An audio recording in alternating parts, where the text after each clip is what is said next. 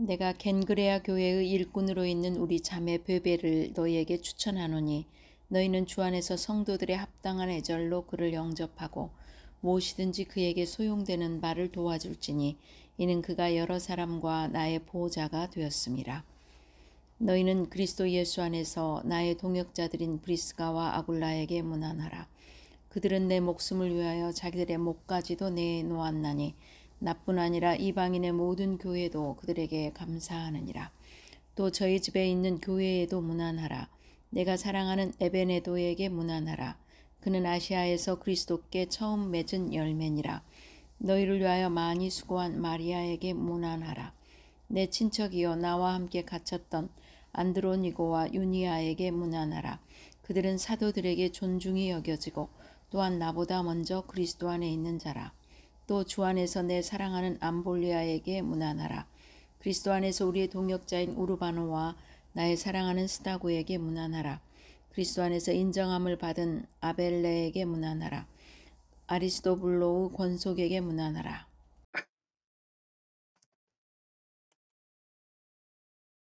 오늘 우리에게 주신 말씀은 로마서 16장 1절로 27절입니다. 신약성경 261쪽입니다. 10절까지 한 목소리로 읽으시겠습니다. 내가 겐그리아 교회의 일꾼으로 있는 우리 자매 베베를 너희에게 추천하노니 너희는 주 안에서 성도들의 합당한 애절로 그를 영접하고 무엇이든지 그에게 소용되는 바를 도와줄지니 이는 그가 여러 사람과 나의 보호자가 되었음이라. 너희는 그리스도 예수 안에서 나의 동역자들인 브리스가와 하굴라에게 문안하라. 그들은 내 목숨을 위하여 자기들의 목까지도 내놓았나니 나뿐 아니라 이방인의 모든 교회도 그들에게 감사하느니라. 또 저희 집에 있는 교회에도 문안하라. 내가 사랑하는 에베네도에게 문안하라. 그는 아시아에서 그리스도께 처음 맺은 열매니라. 너희를 위하여 많이 수고한 마리아에게 문안하라. 내 친척이여 나 함께 갇혔던 안드리니고와 유니아에게 문안하라. 그들은 사도들에게 존중이 여겨지고 또한 나보다 먼저 그리스도 안에 있는 자라. 또 주 안에서 내 사랑하는 암블리아에게 문안하라. 그리스도 안에서 우리의 동역자인 우르바노와 나의 사랑하는 수다고에게 문안하라. 그리스도 안에서 인정함을 받은 아벨레에게 문안하라. 아리스도블로의 권속에게 문안하라. 아멘. 오직 예수님, 예수 그리스도의 은혜와 평강이 넘칠지어다. 아멘. 주님께서 우리에게 주시고자 하는 것은 평강입니다. 오늘 우리에게 주신 말씀은 로마서 16장 1절로 27절이고요. 사랑의 사역, 사랑의 문안이라는 설교의 제목입니다. 오늘은 로마서 마지막 장입니다.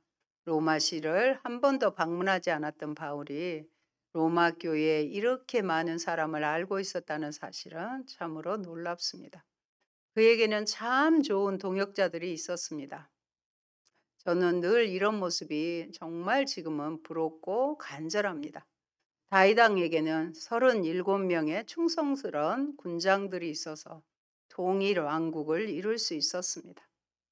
모든 길은 로마로 통한다는 말이 생길 정도로 로마 제국의 발전은 육로와 해로를 통한 수송의 발달과 안전성을 보장했습니다.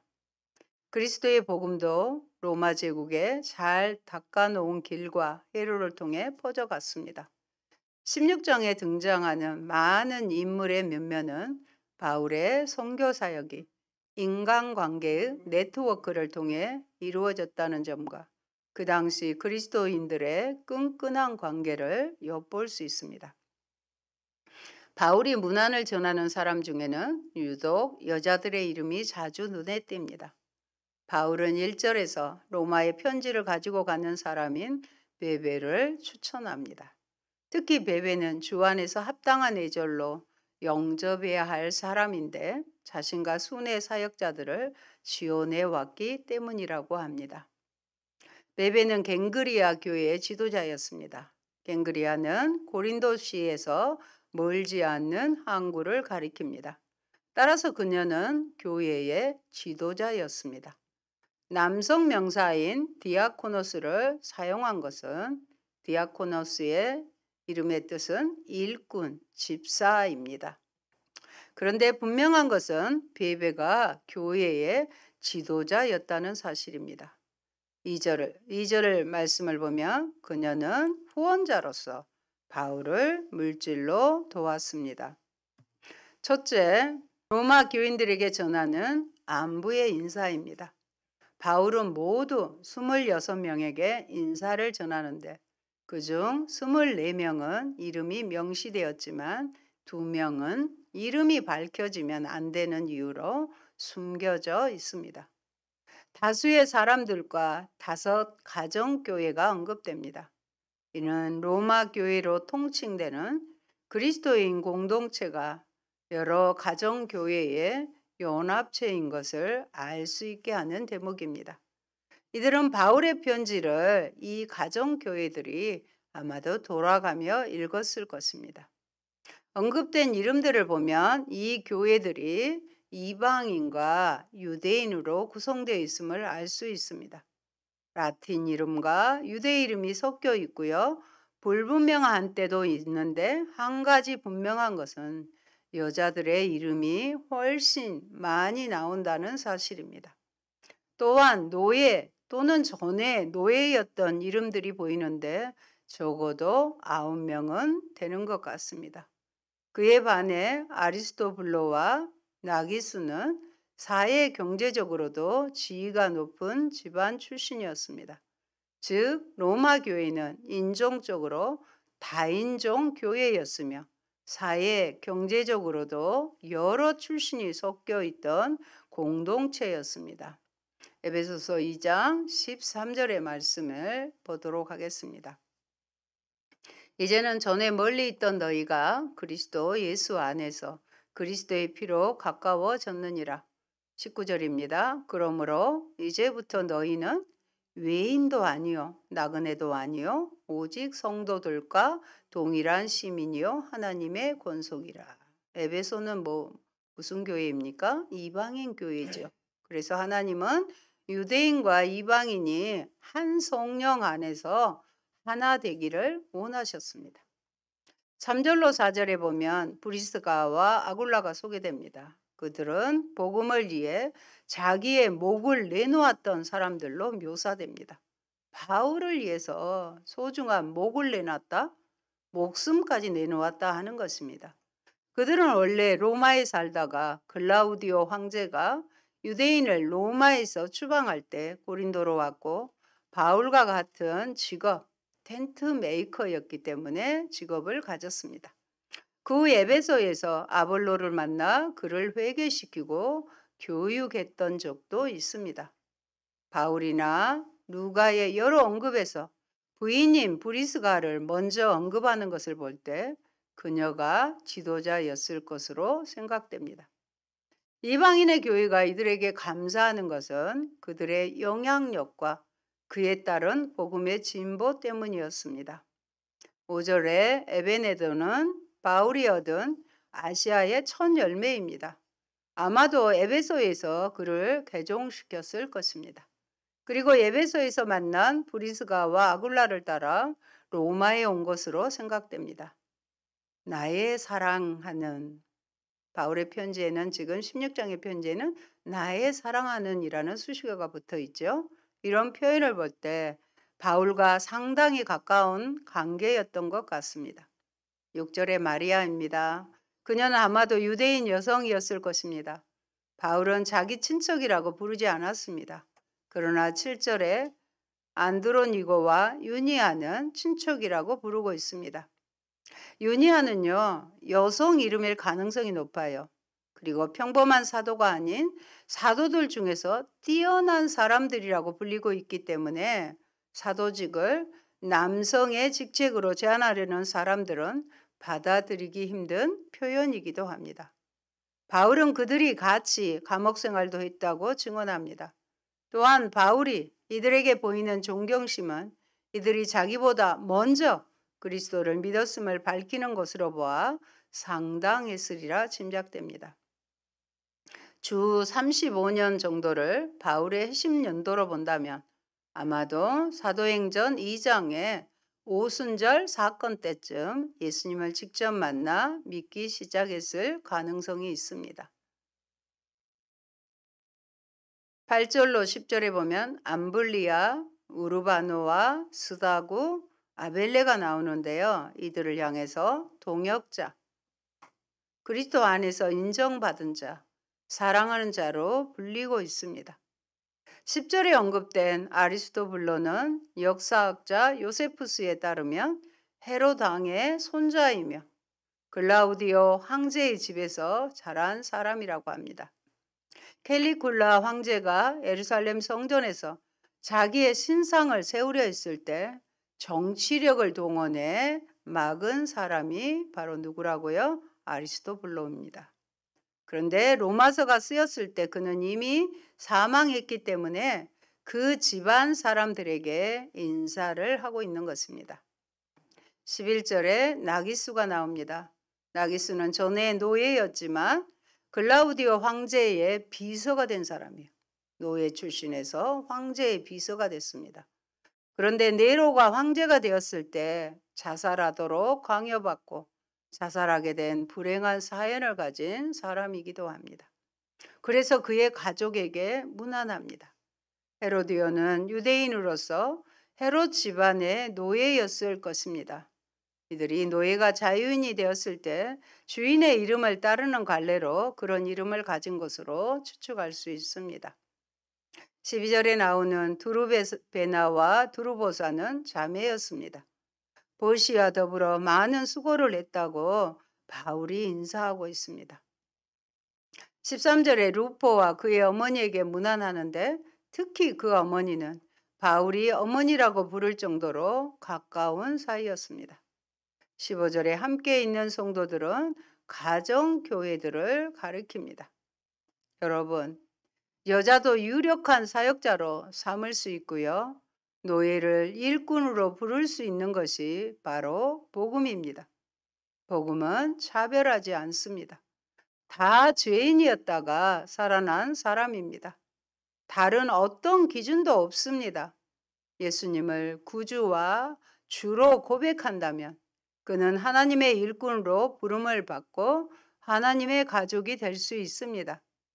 바울이 언급하는 이 이름들과 그의 묘사를 통해 우리는 그 당시 그리스도인들 간의 깊은 교제를 느낄 수 있습니다.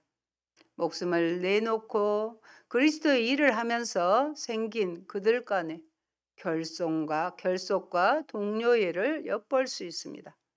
그렇다면 차별 없는 샬롬이 우리 공동체, 우리 교회를 지배하고 있습니까?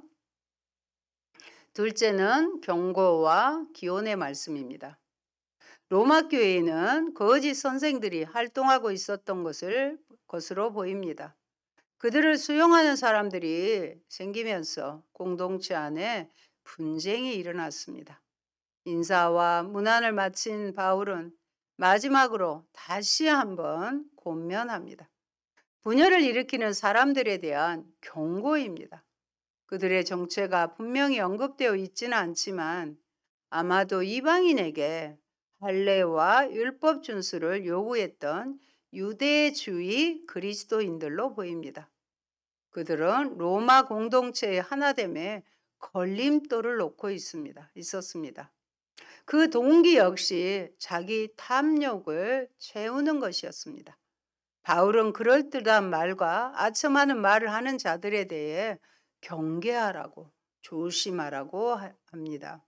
사람이 할 일을 강조했지만 정작 자신들을 위한 일에만 골몰했던 위선자들이었습니다. 바울은 이렇게 경고합니다. 17절 말씀 봅니다. 형제들아, 내가 너희를 고나노니 너희가 배운 교훈을 거슬려 분쟁을 일으키거나 거치게 하는 자들을 살피고 그들에게서 떠나라. 바울은 두 가지로 권면합니다. 살피고 떠나라입니다. 분쟁을 일으키는 자들이 있는지 잘 살피는 것뿐 아니라 그들을 피해야 한다는 것입니다. 떠나야 한다는 것입니다. 그들은 분쟁을 일으키고 거치게 하는 자들입니다. 여기서 거치는 것은 걸림돌입니다. 제발요. 우리는요. 걸림돌이 아니라 다른 사람이 딛고 일어설 수 있는 디딤돌이 되어야 합니다. 로마의 교인들은 이미 받은 복음의 가르침을 알고 있었습니다. 그럼에도 불구하고 이단 사상들은 계속 공동체를 이어가고 있었던 것입니다. 바울은 그들의 정체를 이렇게 밝힙니다. 18절 말씀 봅니다. 이 같은 자들은 우리 주 그리스도를 섬기지 아니하고 다만 자기들의 배만 섬기나니 교활한 말과 첨하는 말로 순진한 자들의 마음을 미혹하느니라. 아멘. 그들은 말로는 주 그리스도를 섬긴다고 할지 모르지만 실제로는 자기의 이익만을, 자기들의 배만을 챙기는 자들입니다. 그들은 교활한 말과 아첨하는 말로 순진한 사람들을 속이는 자들이었습니다. 순진한 사람들의 마음을 속여 다른 그리스도, 또 다른 복음을 따르게 합니다. 이를 위하여 그들은 축복의 약속으로 가득 찬 말씀을 전합니다. 속이고 있죠. 그래서 바울은 이런 사탄의 종들을 경계하고 가능한 한 그들로부터 멀리 떠나라고 권면합니다. 그러나 지금이나 사람들의 길을 간지럽히는 사람들은 항상 있기 마련입니다. 복음이 우리를 하나님의 사람으로 만든다면 반복음, 반대복음, 애곡된 복음은 그것을 믿는 사람들을 그릇되게 창조합니다. 우리는요, 내가 믿고 고백하고 경배하는 대상을 닮아가기 때문입니다. 그리고 다시 한번 바울이 로마 교인들의 순종을 칭찬합니다. 그들의 순종은 바울을 기쁘게 했습니다. 그러면서 평화의 하나님이 사탄을 곧 쳐부술 것이라고 위로합니다. 모든 것이 다 잘 되고 있는 것은 아니었지만 로마의 형제들은 복음에 순종하여 그릇된 가르침에 잘 대응하고 있었습니다.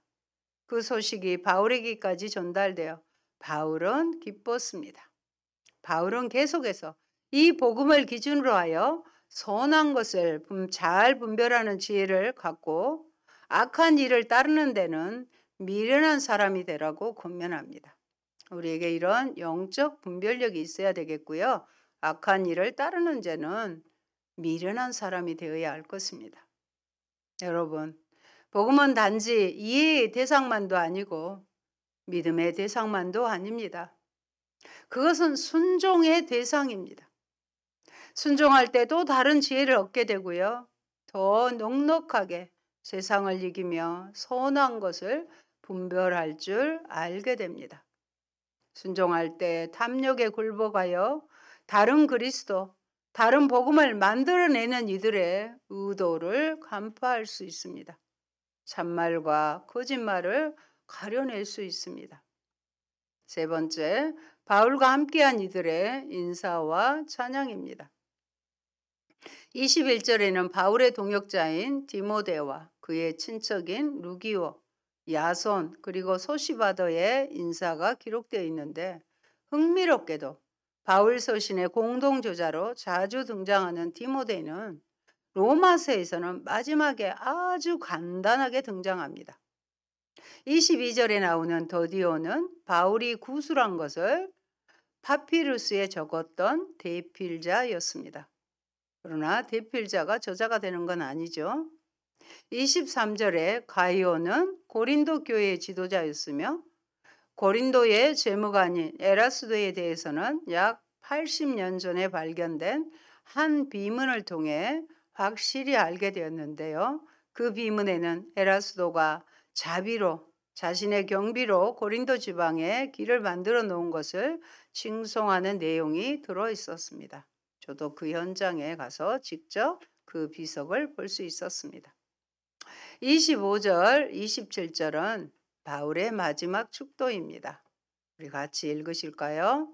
나의 복음과 예수 그리스도를 전파함은 영세전부터 감추어졌다가 이제는 나타내신 바 되었으며 영원하신 하나님의 명을 따라 선지자의 글로 말미암아 모든 민족이 믿어 순종하게 하시려고 알게 하신 바 그 신비의 계시를 따라 된 것이니 이 복음으로 너희를 능히 경고하게 하실 지혜로우신 하나님께 예수 그리스도로 말미암아 영광이 세세 무궁하도록 있을지어다. 아멘. 이 구절들은 예배를 마치는 송령으로 되어 있습니다. 하나님의 능력은 로마서에서 중요한 위치를 차지하고 있는데요.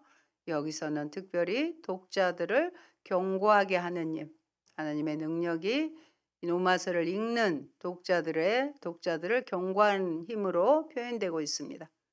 하나님의 능력이 로마 교인들을 경고하게 하는 것은 세 가지에 따라 그렇게 하는 것입니다. 무엇에 따라요? 나의 복음, 예수 그리스도의 선포, 그리고 그 신비의 계시입니다. 바울이 말하는 나의 복음은 하나님의 복음입니다. 또한 그의 복음은 예수 그리스도 그 자체입니다. 복음이 무엇이냐? 예수 그리스도이죠. 그 신비의 계시는 바로 이방인이 하나님의 언약 안으로 들어와 백성이 된 사실입니다. 저와 여러분인 이방인이 하나님의 언약 가운데 들어오게 되는 것이 신비의 계시라는 것입니다. 그 비밀이 이제 선지자들의 글에 의해 완히 드러나서 교회가 유대인과 이방인으로 구성된 것입니다. 바울은 로마서의 마지막을 하나님을 찬양하는 것으로 마무리하고 있습니다. 그러므로 마지막 송령은 독자들이 로마서를 읽고 또 읽으며 하나님을 찬양하라고 초청하고 있습니다. 사랑하는 여러분, 하나님의 구속의 경륜의 목표는 단지 죄인 구원에 있지 않습니다. 그것은 모든 민족을 믿어 순종하게 하는 백성으로 삼으시는 데 있습니다. 그날에 이르기까지 하나님께서는 이 복음을 통하여 택하여 부르신 백성들을 견고하게 흔들리지 않게 하실 것입니다. 평강의 하나님께서 사탄을 성도들의 발 아래에서 상하게 하실 것입니다. 사탄을 제거하는 방법으로 하시는 것이 아니라 사탄이 그 무엇으로 시험하고 핍박하더라도 모든 민족이 믿어 순종하게 하시고 그들을 지혜롭게 하심으로써 사탄을 무력화하는 방법으로 하실 것입니다. 16장의 바울의 인사를 통해 우리는 초대교회 공동체의 끈끈하고 친근한 모습을 엿볼 수 있습니다. 방문하지도 못했던 로마 교회에 존재했던 많은 바울의 동역자들의 면면을 통해 바울이 그리스도의 복음을 전할 때 혼자 한 것이 아니라 여러 사람의 도움을 받았으며 그들과 협력했음을 알 수 있습니다. 이제 바울은 자신의 마지막 선교 여행이 될지도 모르는 스페인 선교를 위해 그들을 포함한 로마 교회의 도움과 참여를 기대하고 있습니다. 바울은 로마의 동역자들에게 문안을 하면서 일일이 주 안에서 사랑하는 이라는 수식어를 빼놓지 않습니다. 거리로는 아주 멀리 떨어져 있어서 자주 볼 수 없는 사이였지만 그들은 기도 속에서 만나 각자 자기 자리에서 하나님의 나라가 힘있게 진행하는 데 헌신하고 있었습니다. 그것만으로도 그들은 서로를 사랑할 이유가 충분했습니다. 멀리 있지만 그들은 그리스도의 한 가족이었습니다. 바울의 사역은 차별 없는 사역이었고 각자 헌신적인 사역이었으며 서로를 사랑하는 관계를 통한 사역이었습니다. 그들 안에 먼저 복음이 실현되었고 그 열매를 보고 있었습니다. 로마 교회에 있던 동역자들에게 안부 인사를 마친 바울은 짧은 경고의 말을 기록합니다. 초대교회에 도사리고 있었던 이단 사상은 로마 교회같이 역사가 깊고 견고한 교회에게도 위협이 될 수 있습니다. 그러나 하나님의 종말의 승리를 언급함으로써 그들에게 용기를 줍니다. 우리는 최후 마지막은 완전한 승리를 이룰 것입니다. 이제까지 함께 있었던 동역자들의 안부 인사를 전하고 송령으로 편지를 마치고 있습니다. 사랑하는 성도 여러분, 바울이 전했던 하나님의 복음은요, 유대인뿐 아니라 이방인을 구원하는 기쁜 소식이었습니다. 그 복음은 2000년이 지난 21세기에도 우리 같은 이방인을 구원하는 기쁜 소식입니다. 하나님이 거짓 선생들 안에서 활동하는 사탄을 속히 발 아래에서 상하게 하실 것이다. 너희 발 아래에서 상하게 하실 것이다. 그리스도의 재림은 임박하였습니다. 따라서 사탄이 영원히 짓밟힐 날은 곧 올 것입니다. 그때까지 우리는 하나님의 도움을 받아 거짓 세력과 싸워야 합니다. 우리는 반드시 승리할 것이며 그리스도와 함께 영원히 다스리게 될 것입니다. 그는 이 복음을 전파함으로써 예수님이 가르치신 하나님의 나라가 로마 제국 전체에 오기를 꿈꿨습니다. 이제 그 꿈은 로마서를 읽고 깨달은 우리가 꾸어야 할 꿈입니다. 하나님의 나라가 온 땅에 올 때까지요. 기도합니다. 좋으신 아버지 감사합니다. 하나님 복음을 전파하여 모든 이들이 구원받기를 원하시기에 바울을 통하여 이방인에게 복음을 전하게 하시고 수많은 동역자들을 붙여주셔서 그들이 전심으로 바울을 도와 복음의 진전을 이룬 것을 알 수 있습니다. 사랑으로 사역했고요. 함께 동역해줬던 그들을 일일이 이름을 불러가며 사랑하는 누구에게 하면서 사랑의 사역과 사랑의 인사 안부를 묻는 것을 볼 수 있습니다. 이런 끈끈한 그리스도의 사랑이 아버지 이 한국 교회 가운데 우리 빛과 소금인 교회 가운데도 넘치게 도와주시고 오직 하나님께서 기뻐하시는 복음 전파의 일에 전념하는 저희 교회가 될 수 있도록 도와주시옵소서. 먼저 우리가 흔들림이 없게 하시고 구원의 확신과 기쁨과 평강으로 하나님께 감사함으로 맡겨진 귀한 사역 감당하여 주님께 잘했다 칭찬받게 하여 주옵소서.